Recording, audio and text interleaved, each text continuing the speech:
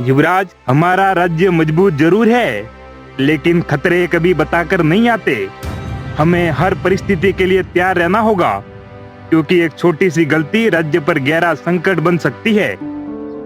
पिताजी, आपकी बातें सुनकर लगता है जैसे राज्य पर कुछ बड़ा संकट आने वाला है। आप मुझे बताइए, आपकी चिंता का कारण क्या है? युवराज, एक राजा को हमेशा सतर्क रहना जरूरी होता है, भले वो शांति का समय हो या युद्ध का। कभी कभी खतरे सामने नहीं आते, वे धीरे धीरे अपनी जगह बनाते हैं, और जब दिखते हैं तब देर हो चुकी होती है। आपके शब्द सामान्य नहीं लग रहे पिताजी। क्या कोई ऐसी बात है जो आप मुझे नहीं बता रहे, या फिर कोई ऐसा खतरा जिसका सामना हमें जल्द करना पड़ सकता है? राजा ने कुछ पल चुप रहकर अपने बेटे की ओर देखा। ये सिर्फ बातचीत नहीं थी, ये एक उत्तराधिकारी को तैयार करने की शुरुआत थी। युवराज, हर राजा को दो चीजें संभालनी होती है, एक राज्य, दूसरा विश्वास। राज्य तलवार से चलता है, लेकिन विश्वास सिर्फ और सिर्फ ईमानदारी से। तुम्हें यह सीखना होगा कब विश्वास करना है और कब परखना। युवराज को राजा के चेहरे पर चिंता साफ दिखाई दे रही थी। पिताजी, मुझे बताइए, आपकी चिंता का कारण क्या है? मैंने आपको इतना चिंतित पहले कभी नहीं देखा। इसी क्षण राजा ने एक पुराना रहस्य उजागर किया, एक ऐसा रहस्य जिसे वर्षों से छुपाकर रखा गया था और जो इस राज्य की शांति से जुड़ा हुआ था। एक रहस्यमयी ताज। महाराज, अगर वह इतना खतरनाक है तो उसे रखना ही क्यों है? क्यों न उसे नष्ट कर दिया जाए, ताकि कोई उसका दुरुपयोग न कर सके। युवराज, कुछ वस्तुएं नष्ट नहीं की जा सकती, उन्हें सिर्फ सुरक्षित किया जा सकता है, और यही हमारी जिम्मेदारी है कि वह गलत हाथों में न जाए। महल के दूसरे हिस्से में रानी मीरा के मन में असहजता थी। उन्हें बिना कारण चिंता हो रही थी, जैसे कोई अनहोनी पास आ रही हो। महाराज, यह ताज मुझे ठीक नहीं लगता।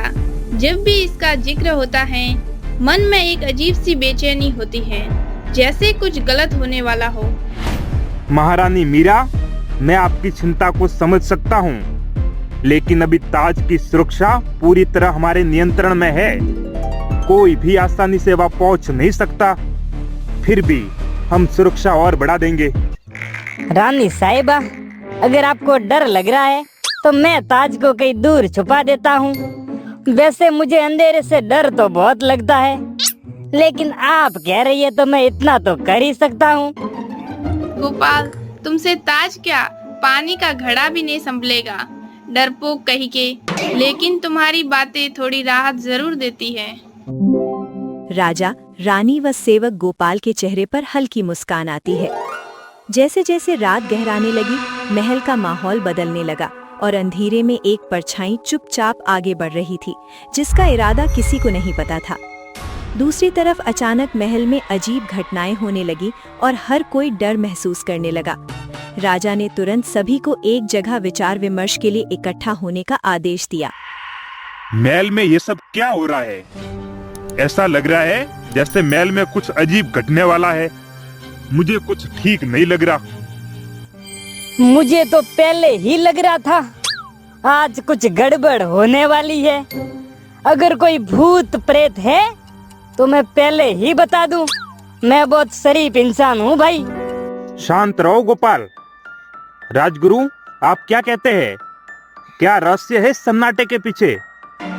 महाराज, ये संकेत अच्छे नहीं है। लगता है ताज की शक्ति जाग चुकी है। अगर इसे जल्द नहीं रोका गया तो ये पूरे महल को अपने प्रभाव में ले लेगा। रात के सन्नाटे में कोई खजाने की ओर बढ़ रहा था। हर कदम बहुत सावधानी से रखा जा रहा था, जैसे उसे हर रास्ते की पूरी जानकारी हो। बस कुछ ही कदम और, फिर यह शक्ति मेरी होगी। सालों का सपना पूरा होगा और कोई मुझे रोक नहीं पाएगा। सुबह होते ही महल में अफरा तफरी मच गई। खजाने का दरवाजा खुला था और ताज गायब हो चुका था। महाराज, हमारे सैनिकों ने पूरी रात खजाने के बाहर पहरा दिया था, लेकिन किसी को कुछ भी पता नहीं। ये रहस्य मुझे समझ नहीं आ रहा है। मुझे उन पहरा दे रहे सैनिकों पर संदेह है महाराज। मंत्री जी, मैं तो कह रहा हूँ ये जरूर कोई जादू टोना है या फिर कोई बहुत ही चालाक चोर, क्योंकि मैं तो पूरी रात सोया भी नहीं था, फिर भी मुझे खजाने की तरफ जाते कोई नजर नहीं आया। अब महल का माहौल पूरी तरह बदल चुका था।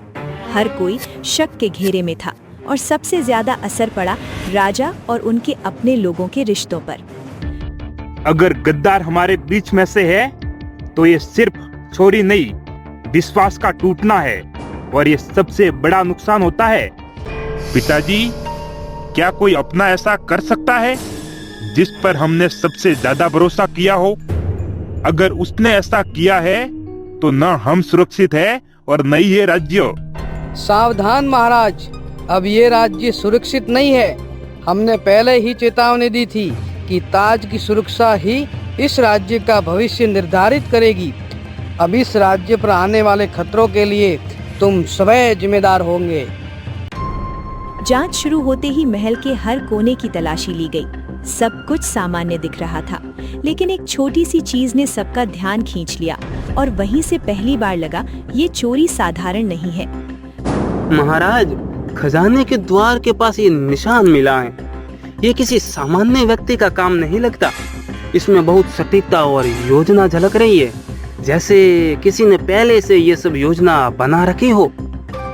मंत्री जी, मैंने ऐसे निशान पहले भी देखे हैं। ये किसी गुप्त मार्ग के उपयोग का संकेत हो सकता है, और अगर ऐसा है तो गुनाहगार को महल के बनावट की पूरी जानकारी। तो इसका अर्थ और भी गंभीर है युवराज। गद्दार सिर्फ अंदर का ही नहीं बल्कि बहुत सोच समझकर काम करने वाला है। हमें हर कदम बेद सावधानी से उठाना होगा।